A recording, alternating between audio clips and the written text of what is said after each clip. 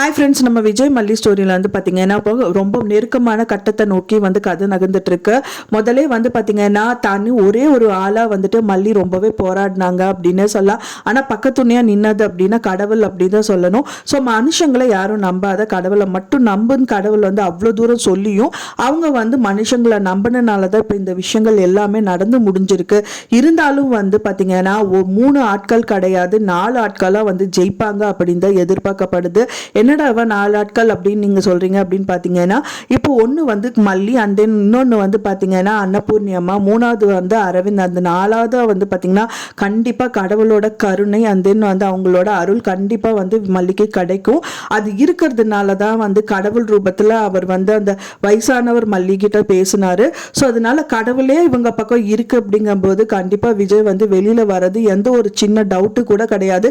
But ஆனா அவங்க எப்படி வருவாரு அப்படிங்கிற மாதிரி தான் வந்து கதைக்களம் ரொம்பவே நெருக்கமான சூழ்நிலையில போயிட்டு இருக்கு. ஸோ இதுல வந்து நான் நினைக்கிறது என்னன்னு பாத்தீங்கன்னா, மெயினா வந்துட்டு இந்த ரஞ்சிதா வந்துட்டு கண்டிப்பா அவங்க மனசு மாறினா நல்லாவே இருக்கும். அப்படி இல்லாட்டா வந்து வீடியோ ஷூட் எடுக்கணும் அப்படிங்கிற மாதிரி தான் வந்து இது இல்லாட்டா அது, இது 2 தவிர வேற எதுவுமே இல்லை அப்படிங்கிறதே 100% வந்து ப்ரூவ் ஆயிடுச்சு. ஏன்னா ரஞ்சிதாவை பொறுத்த வரைக்கும் வந்து பாத்தீங்கன்னா விஜய் மாமாவை கல்யாணம் பண்ணி வைப்பேன் அப்படின்னு சொல்லி தான் வந்துட்டு ராஜி வந்து சொல்லியிருந்தாங்க. ஆனா அதுக்கான பாசிபிலிட்டி எதுவுமே இல்லை அப்படிங்கிறது அவங்க வாயாலேயே இப்போ சொல்லிட்டாங்க. ஏன்னா வந்துட்டு இந்த அளவுக்கு ஜெயிலில் போட்டதுக்கு காரணமே வந்து ரஞ்சிதா தான். ஸோ சாட்சி சுந்தரே ரஞ்சிதாங்கும் போது ரஞ்சிதாவை விஜய் கண்டிப்பாக கல்யாணம் பண்ணிக்க மாட்டாரு. ஸோ உனக்கு வேற யாராவது பார்த்து கல்யாணம் பண்ணி வைக்கிற அப்படிங்கிற மாதிரி தான் ராஜி சொல்லியிருக்காங்க. இப்போ ரஞ்சிதா மட்டும் தனி ஆளா வந்து வெளியில கிடைச்சிட்டாங்க மல்லிக்கு அப்படின்னா கண்டிப்பா வந்து மல்லி வந்து ரஞ்சிதா கிட்ட பேசதான் செய்வாங்க. என்னதான் உனக்கு பிரச்சனை, கண்டிப்பா இப்படி சொல்ற ஆளு தான். ஆனாலும் வந்து பாத்தீங்கன்னா ஏதாவது ஒரு விஷயம் சொல்லாம உனக்கு வந்து அதுல வந்து உனக்கு இம்பார்ட்டன்ஸுக்கு இல்லாம வந்து நீ இந்த விஷயங்கள் எதுவுமே பண்ணியிருக்க மாட்டேன். ராஜி என்ன சொல்லி உன்னை இந்த மாதிரி எல்லாம் வந்து பண்ண சொன்னா சொல்லு அப்படிங்கிற மாதிரி சொல்லுவாங்க.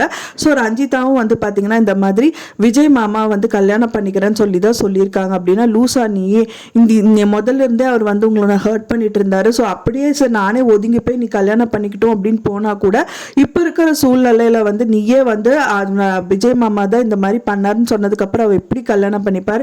கொஞ்சமாவது அறிவு இருக்கா? நீ ஏன் இப்படி எல்லாம் பண்ற? ஸோ நீயே வந்து மனசு மாறி விஜய் மாமா வந்துட்டு கல்யாணம் பண்ற எண்ணத்தெல்லாம் விட்டுட்டு ஒரு நல்லவெல்லாம் விஜய் மாமாக்கு ஹெல்ப் பண்ணி, ஏன்னா அவர் வந்து உனக்கு எவ்வளவோ பண்ணியிருக்காரு. உனக்கு சாப்பாடு துணிமணி வாங்கி கொடுத்தது இல்லாமல் எத்தனையோ தடவை நான் வீட்டை விட்டு துரத்தி அடிச்சு திரும்ப வேண்டான்னு சொல்லி நான் உன்னை வந்து கூட்டிட்டு வந்திருக்கேன் அந்த வீட்டுக்கு. ஸோ அதனால அதெல்லாமே நீ நினைச்சு பாரு. என்ன ஆனாலும் உன்னை நெட்கடியா நிற்கவே வச்சதில்லை விஜய் மாமா. ஸோ அப்படி இருக்கும்போது நீ அவருக்கு எதிராக ஏன் வந்து சாட்சி சொல்ற, நீ இது பண்ணிட்டு இருக்க. ஆனா இப்ப ராஜின்னு சொல்றியா, அவ என்ன உனக்கு நல்லதா பண்ணிட்டு இருக்கா? அவளுக்கானதுதான் அவ வந்து தேட பார்த்துட்டு இருக்கா. உனக்கு என்ன நல்லது பண்ற அப்படிங்கிறது கொஞ்சமாவது நீ யோசிச்சு பாரு அப்படின்னு சொல்லிட்டு அவங்க ரஞ்சிதா மட்டும் தனியா கிடைச்சாங்க அப்படின்னா மல்லி பேசினாங்கன்னா கூட அவங்க மனசு மாறக்கு சான்சஸ் இருக்கு. ஸோ ராஜ் எப்படி வந்து பாத்தீங்க அப்படின்னா மல்லியை வந்து ஏமாத்தி ரஞ்சிதா அந்த டயத்துல வந்து கடைசி டயத்துல வந்து மல்லிக்கு எதிராக வந்து சாட்சி சொன்னாங்க.